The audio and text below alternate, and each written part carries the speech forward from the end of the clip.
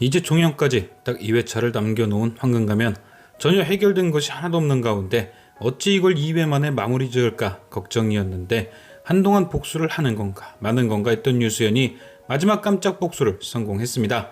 어떻게든 홍진아와 강동화의 이혼을 막으려 했던 차화영은 고미숙을 설득하려 그녀를 만났다가 죽을 뻔했습니다. 그리고 더 이상 고미숙이 설득되지 않는다는 걸 깨달았을 때 김 실장의 연락을 받았죠.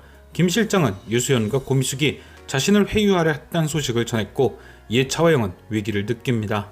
그래서 강동화와 홍진아의 결혼을 유지하는 것보다 훨씬 더 현실적인 대안을 찾았죠. 바로 고미숙의 약점을 캐서 협박을 해야겠다. 차화영은 김 실장으로부터 정보를 얻어 고미숙 집 보안을 뚫을 수 있는 방법을 찾았고 결국 고미숙의 금고에서 중요한 서류를 빼냅니다. 그 후 그 서류를 무기로 고미숙을 협박해 회장 자리 연임을 약속받죠. 모든 게 완벽하게 해결되었다 생각한 차화영은 안심했고 유수연은 안심한 차화영을 이용해 그녀의 자백을 이끌어내는 데 성공합니다. 그럼 과연 차화영은 어디서부터 유수연에게 이용당한 것일까? 첫째, 가장 중요한 건 김 실장이었을 겁니다. 김 실장은 모든 걸 다 뒤집어 쓰는 대신 차화영에게 대가를 약속받았죠.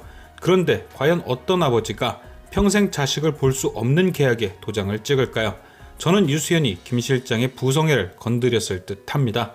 물론 차화영이 다 망해가는 상황에 당연히 약속받은 걸 못 받는다는 사실을 전달함과 동시에 평생 자식들을 사람 죽인 사람의 자식 소리를 듣게 할 거냐 따졌겠죠.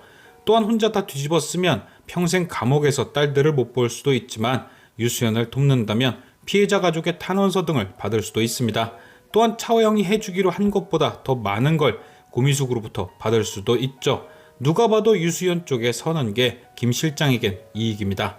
배신을 할 수밖에 없는 상황인 거죠. 결국 김 실장 그래서 유수연의 말을 따르기로 한 겁니다. 그리고 곧바로 차화영에게 전화를 한 거죠. 유수연이 나를 찾아와 회유를 했다. 이 말 한마디로 차화영은 위기감을 느꼈고 마음이 급해진 것.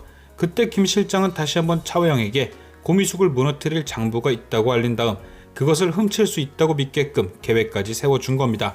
그래서 차화영이 그 장부를 가지고 회장 자리를 되찾았다고 생각하게 만든 다음 이미 카메라가 설치되어 있는 회장실로 가게 만든 거죠. 이제 차화영은 빼도 박도 못하게 딱 걸린 겁니다. 그동안 녹취에 대해서는 자신의 목소리가 아니라며 발뺌했지만 이번엔 얼굴까지 나오는 완벽한 실시간 방송이었으니 합성이니 뭐니 따질 수도 없죠. 또한 이미 김 실장이 배신을 했기 때문에 두 사람이 나눠 가진 각서만 가지고도 충분히 잡아 넣을 수 있게 된 것. 99회 예고편만 보더라도 이미 차화영은 모든 걸 포기한 듯 검찰 조사를 기다리게 되었습니다. 하지만 저는 역시나 마지막 반전이 한 번 더 등장할 듯한데요. 바로 예고편에 등장한 서유라. 아빠에 대한 복수도 해야 하며 자신 때문에 죽게 된 여러 사람들에 대한 죗값도 치러야죠. 물론 어차피 차화영도 감옥에 가고 자신도 자수를 해 감옥에 가게 되면 각각 벌은받게 되겠지만 서유라의 복수가 사라지게 됩니다. 그래서 저는 역시나 두 가지를 함께 해결하려면 함께 죽는 방법뿐이 없을 듯 합니다. 그렇다면 복수도 하며 스스로 죗값도 치르는 서유라의 모습을 볼 수 있겠죠. 유수연에게 전화를 하는 서유라의 표정이 단호한 걸 보면 차화영을 만나러 가기 전 마지막 사과를 하는 듯하고 그 사과 이후 차화영을 불러내 함께 결말을 맺는다. 과연 서유라는 어떤 방법으로 차화영에게 복수를 완성할지.